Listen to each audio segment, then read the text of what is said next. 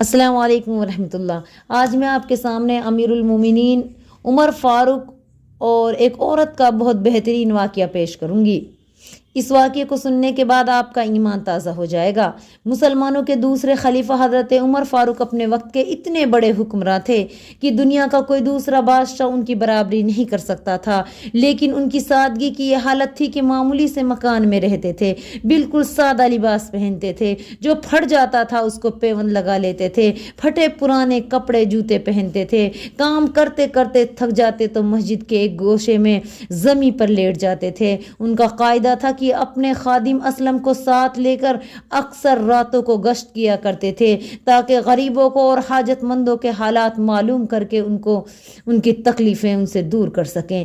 ایک دن گشت کرتے کرتے شہر سے کچھ دور نکل گئے، وہاں دیکھا ایک جھونپڑے کے باہر ایک عورت ہنڈیا چولہے پہ رکھے کچھ پکا رہی ہے اور ان کے پاس 2-3 بچے بری طرح بیٹھے رو رہے ہیں۔ حضرت عمر نے اس عورت سے پوچھا، بی بی کیا بات ہے، یہ بچے کیوں رو رہے ہیں؟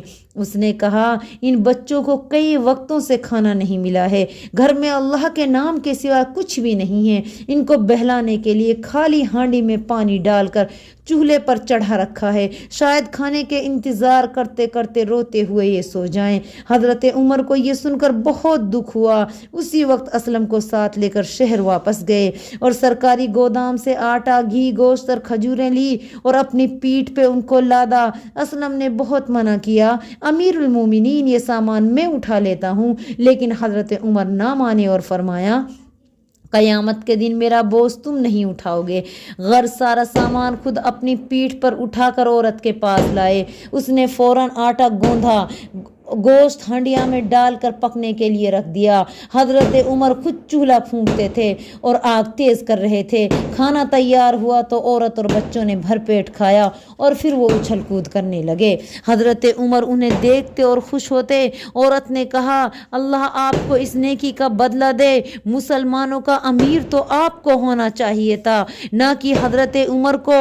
حضرت عمر مسکراتے ہوئے شہر واپس چلے گئے اور دوسرے دن اس عورت اور اس کے بچوں کا وظیفہ مقرر کر دیا۔ ایک رات حضرت عمر اسلم کے ہمراہ اسی طرح مدینہ کی گلیوں میں گشت کر رہے تھے۔ ایک مکان سے کسی عورت کی آواز آئی، وہ کہہ رہی تھی، او بیٹی اٹھو اور دودھ میں پانی ملا دو۔ حضرت عمر کے قدم وہیں رک گئے۔ اب انہوں نے ایک لڑکی کی آواز سنی جو اس عورت کو جواب میں کہہ رہی تھی، اماں جان، کیا آپ نے امیر المومنین کا حکم نہیں سنا؟ انہوں نے منادی کرائی تھی کہ کوئی شخص دودھ میں پانی ملا کر نہیں بیچے گا۔ ماں نے سخت لہجے میں کہا، لڑکی باتیں نہ بنا اور دودھ میں پانی ملا دے، یہاں ہمیں کون دیکھ رہا ہے؟ لڑکی نے جواب دیا، اماں اللہ تو ہمیں دیکھ رہا ہے، اس طرح بے ایمانی کرنے سے اللہ ناراض ہوگا اور پھر امیر المومنین کے حکم کی نافرمانی ہوگی۔ کیا یہ گناہ نہیں ہے؟ ہم امیر المومنین کے سامنے تو ان کی اطاعت اور ان کی غیر حاضری میں ان کے حکم کی لاپرواہی کرتے ہیں، میں تو ہرگز یہ گناہ نہیں کروں گی۔ ایک بے ایمانی اور دوسرے امیر المومنین کی نافرمانی۔ حضرت عمر کے کانوں میں ماں بیٹی کی یہ باتیں پڑی تو انہوں نے اسلم سے کہا، اس مکان کو اچھی طرح پہچان لو۔ صبح ہوئی تو انہیں اسلم کو اس مکان پر معلوم کرنے کے لیے بھیجا، یہ ماں بیٹی کون ہے؟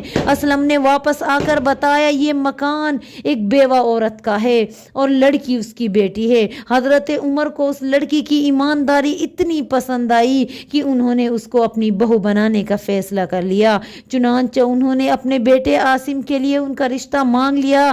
اس طرح اللہ سے ڈرنے والی ایماندار لڑکی امیر المومنین کی بہو بن گئی۔ بنو امیہ کے مشہور خلیفہ حضرت عمر بن عبدالعزیز اسی نیک خاتون کے نواسے تھے۔